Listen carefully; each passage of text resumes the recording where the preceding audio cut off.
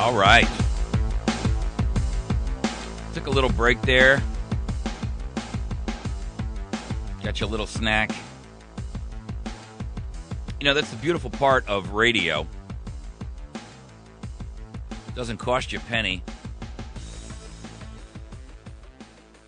Your total compensation for listening to radio is getting a couple of ads. And unlike mass media, most of the ads are not designed to indoctrinate you. Have you ever noticed, by the way, before I get into this budget deal, have you ever noticed that when you're watching television, the total number of ads out there for medical products, and when I say medical products, I'm talking about drugs. Big Pharma is advertising these drugs on television that, you know, are supposed to cure this or cure that or assist you in reducing your cholesterol or reducing your need for insulin or whatever their stupid nonsense is. Help you not go to the bathroom in your pants and every other crazy knuckle-headed thing out there. But if you ever listen to the list of things that can go wrong, they're actually worse than the original problem you have. I mean, you know, I saw an article one time for this stuff that was for toenail fungus. And I thought to myself, well, I'm really not sure that calls for taking a pill. But when I heard the list of things that were contradictions that were associated with this, one of them actually or one of the problems that people had with this during the testing was renal failure. Now, you know, renal failure is when your kidneys quit working, and that means you die.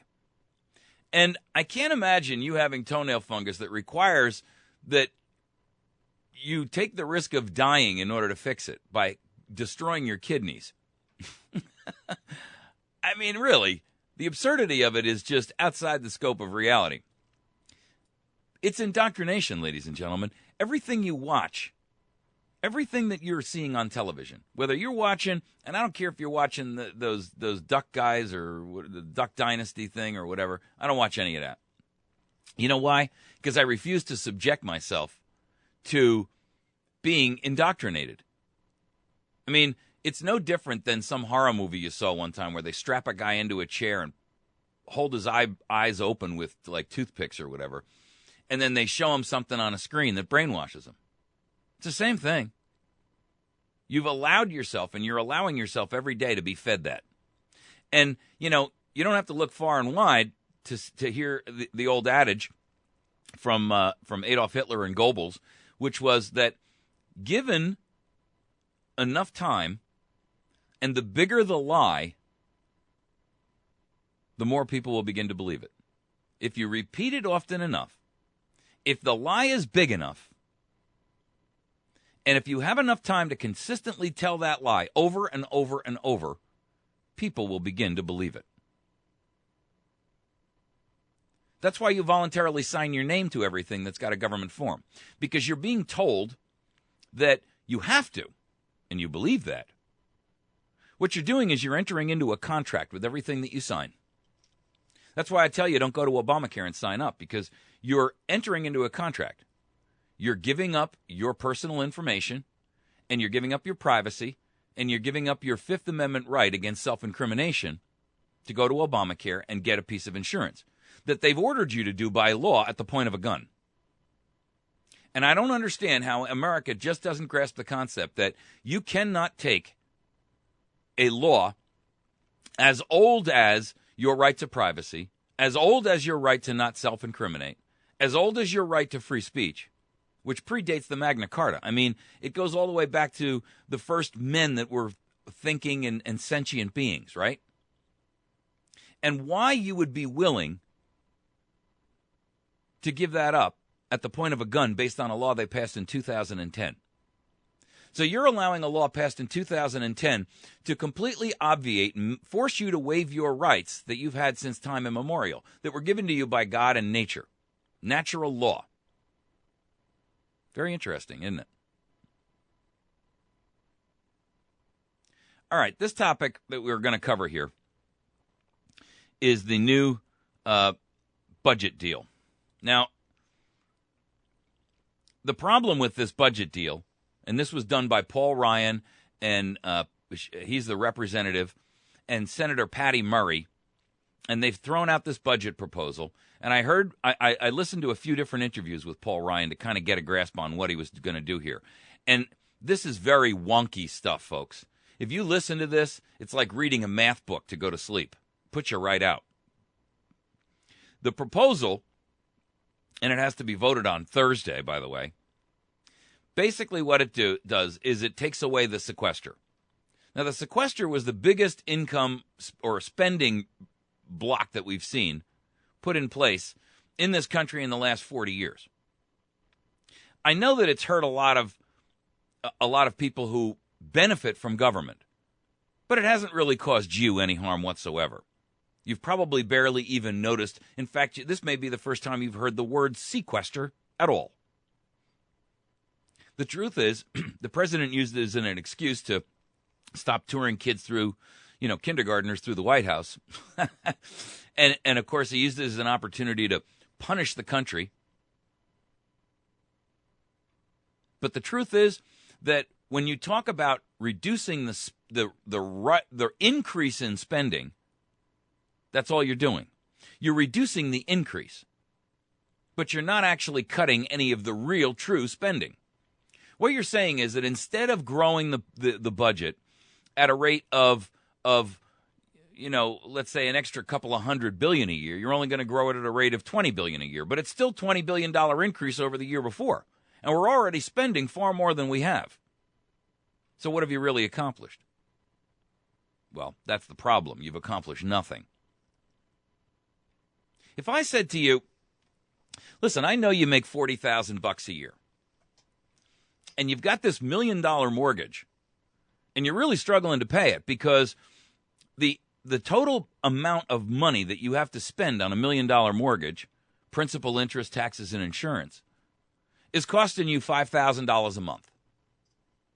And you say, well, I only make $40,000, so that's not possible that I could have $5,000 a month because just to pay the mortgage, I've got to make $60,000 a year, and that means I haven't eaten. That means I don't have any other. I haven't put a gas in my car. Nothing. And that's where we are, ladies and gentlemen. And so I say to you, well, I'll tell you what.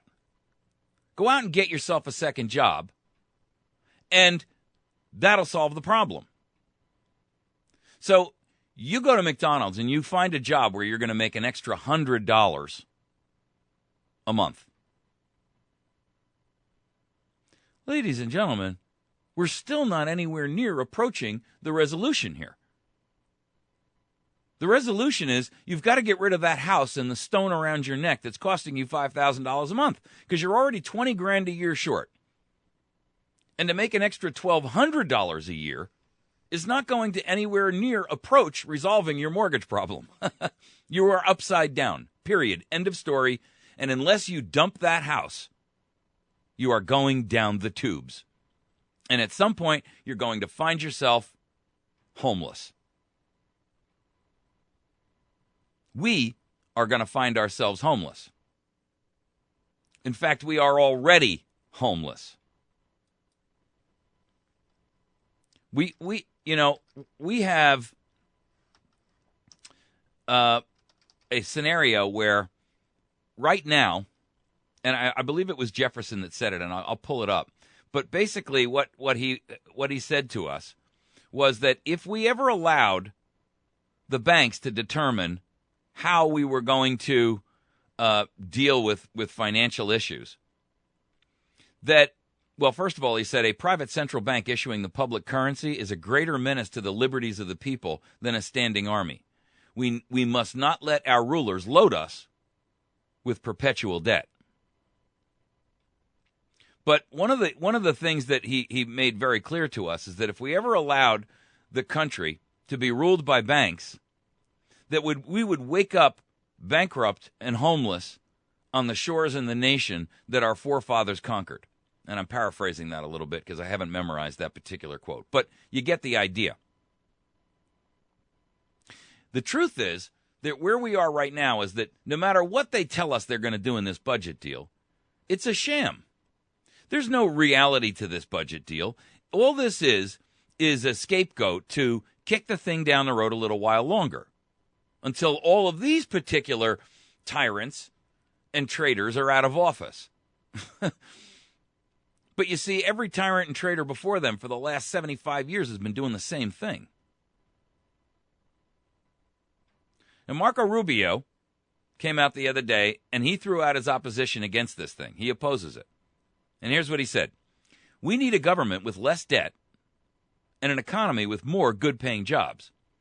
And this budget fails to accomplish both goals, making it harder for more Americans to achieve the American dream. By the way, when you hear politicians talking like that and using words like the American dream and hardworking Americans, remember that you're being played. That's like the guy, that's like the girl, if you're a guy, or the guy, if you're a girl, who comes up and says how, witty and funny you are. And because you're getting buttered up, you're falling for the hook. If a guy walks up to a girl and he's got an ulterior motive, but he makes her feel good because he tells her how pretty she is, and then he tells her how intelligent that thing was she just said. And she starts to look at the guy in a different light. That's exactly what they're doing to you. They're telling you, we know you're a hardworking American. And we're working hard for you, to save you, to protect you. Government hasn't worked for the United States people in 75 years, folks. 120 years, actually, if you really want to get down to it. The last great president we had was Calvin Coolidge. I mean, really. Everybody else has been a tyrant. Coolidge was the only one who actually had the courage of his convictions to stand up and fight back against this stuff. Anyway, let me finish reading you Marco Rubio's quote. He is like Mario from Mario Brothers, right? These guys are such a joke. They're cartoonish because they're so easy to read between the lines. When they tell you something, it's so easy to see the sycophants in their statements. I mean, it really is embarrassing. We need a government with less debt and an economy with more good-paying jobs. No crap. How brilliant. And this budget fails to accomplish both goals, making it harder for more Americans to achieve the American dream. Instead, this budget continues Washington's irresponsible budgeting decisions by spending more money than the government takes in and placing additional financial burdens on everyday Americans. In the short run, this budget also cancels earlier spending reductions instead of making some tough decisions about how to tackle our long-term fiscal challenges caused by runaway Washington spending. I voted against sequestration because of its effect on key programs, including the defense budget. But higher spending and more revenue are not the appropriate ways to address the problem. The American people should not be asked to choose between a strong military and responsible budgets that encourage job creation and reduce debt. They deserve better than this. Well, I don't disagree with that statement. We do deserve better than this. But the problem is that the real crisis and the real crime here is that Paul Ryan is about to give up the one negotiating point, the one piece of strength we have, and that is the sequester. You see, the sequester forced budget cuts across the board. And it did it not saying, well, okay, this department actually is a good one, so let's just give them a little haircut. But this one over here is completely out of control, so let's really chop their budget hard. It said across the board, everybody gets this cut, including the military, by the way. Now, look, I'm a big supporter of our military, but I'm not a supporter of our military hierarchy. They are just as wasteful, just as fraudulent, just as power hungry and egomaniacal as the people in Washington, D.C. The Pentagon is just as bad as the Congress people. They're all looking for power and money and what's in it for me. When I say I support the military, I support the guys on the ground like D Company 1-8 Cav called the Reapers that are stationed in Afghanistan. These are the cats who haven't taken a shower in 6 weeks because they're living out there in the bush. That's who I support. And whether they're over there and they're over there for the right reasons or the wrong reasons or whatever. They went over there because they thought they were doing the right thing for their country. These top generals and these people in the highest echelons of our military, they know they're not doing the right thing for our country, and they couldn't give a rat's rear end. So when it comes time for sequester, when it comes time for across-the-board budget cuts, I say there are certain departments we can completely eliminate altogether. One of them is the Department of Education. It's $100 billion a year. The Federal Department of Education. By the way, for those of you who don't know, I live in a state of Missouri in which our state constitution says that the federal government cannot be involved in the education of our youth. And yet we receive the vast majority of our funding related to education from the federal government. And if you think that money doesn't come with strings, then you're really fooling yourself. But to make matters worse, the Constitution of the United States prohibits the federal government from being involved in schools. And yet they are. Why do we have a federal Department of Education then? It's an unconstitutional agency. Eliminated. $100 billion saved right there. Now, if you want to go out and spend it back on tanks and airplanes and, water bottles, fine. But I'm saying right off the bat, you got $100 billion saved by an agency that is anything but positive for America.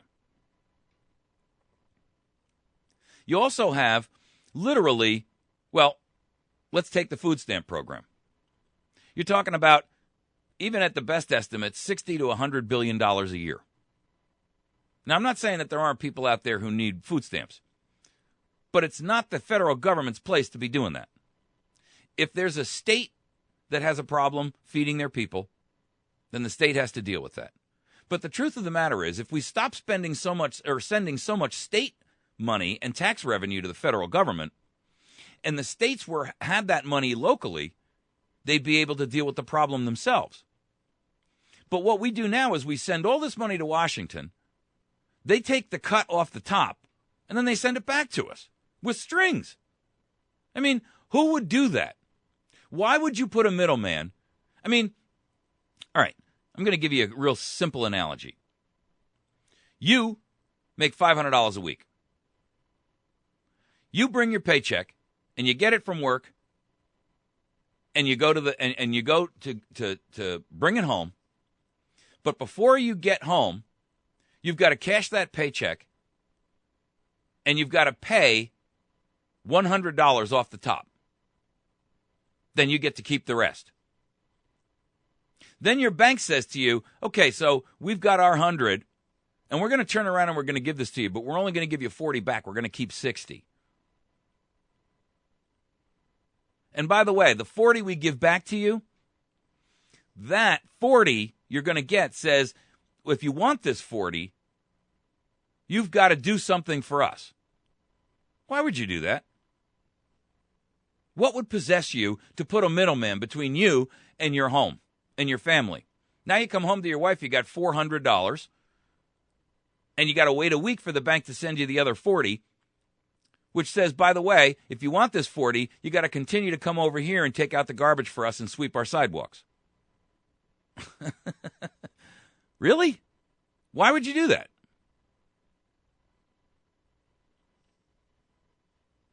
The truth is, we should stop spending or sending our money to Washington to have them turn right around and give it back to us, but with strings attached, and only give us back a portion of what we actually sent them in the first place. Meanwhile, they take a cut off the top and they distribute that amongst themselves. Ladies and gentlemen, if that happened in a non-governmental entity, it would be called the mafia.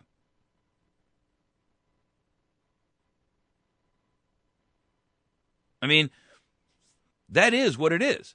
This is the thugocracy. And where we have fallen down is by allowing this to continue.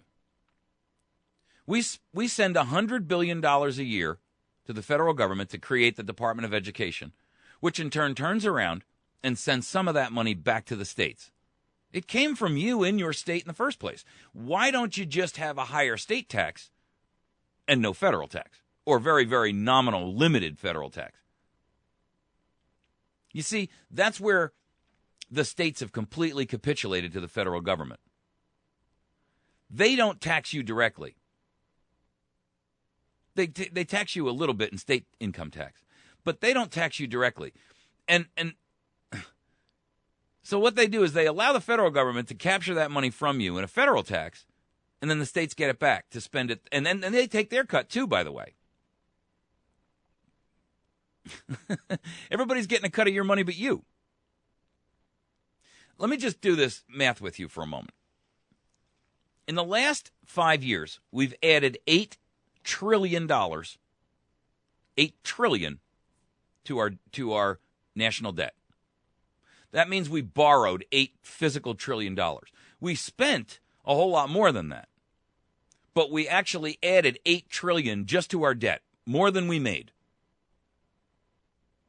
So if that's the case, and you take a calculator and you divide 8 trillion by 300 million Americans, which is the total number of us roughly in the country, it's actually about 315, what you find is that we have spent or borrowed on behalf of every American somewhere close to about $25,000 or $26,000 per citizen. So if you're a family of 4, we borrowed $100,000 in the last 5 years alone in your name. I'm going to ask you a question. Where is it? Have you seen it? I mean, I have a family of 3. And I can tell you right now that I have not seen the results of $75,000 borrowed in my name. None of it's come to me. I get nothing for that money. I have not seen hide nor hair of the $75,000 that I am responsible to pay back.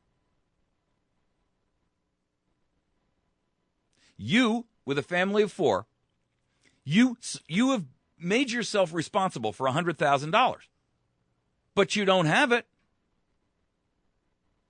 I mean, the truth is, every American in the United States of America should have $26,000 or $25,000 in their hand in the last 5 years, or $5,000 a year. Are you getting $5,000 a year? Have you seen $5,000 a year since President Obama took office? I'll bet money you haven't. So where did it go? I mean, who's got my 25 grand? Who's got my $5,000 a year? I mean, with a family of 3, if I had an extra 15 grand a year, I could have done a lot with it. I could have applied it towards paying off my mortgage. I could have applied it towards, buying a better vehicle. I don't have any debt, really, other than a mortgage, and I refuse to get any, and you shouldn't either. If you're in debt, you're making a big mistake. But I can tell you that if I had $15,000 a year, over the course of the last 5 years, I could have paid off my home. I'd own it free and clear. I have no debt. I don't use credit cards. You shouldn't either. Where is that money? I haven't seen it. And by the way, that $8 trillion is on top of the fact that we already have we already spend close to about $3 trillion a year. We're borrowing the rest.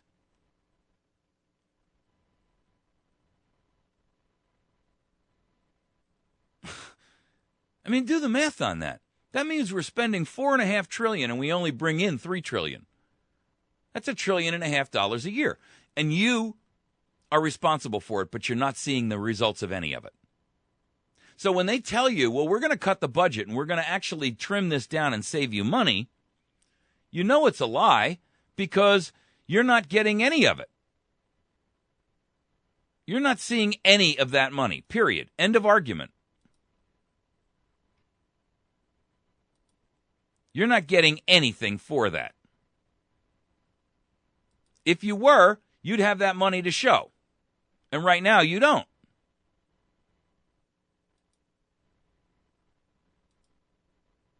That's the shameful part of this whole thing. It's so far down the road of insanity that you got to wonder whether or not any of this makes any sense whatsoever. And when you hear these people tell you, you know it's all a lie. We'll be right back.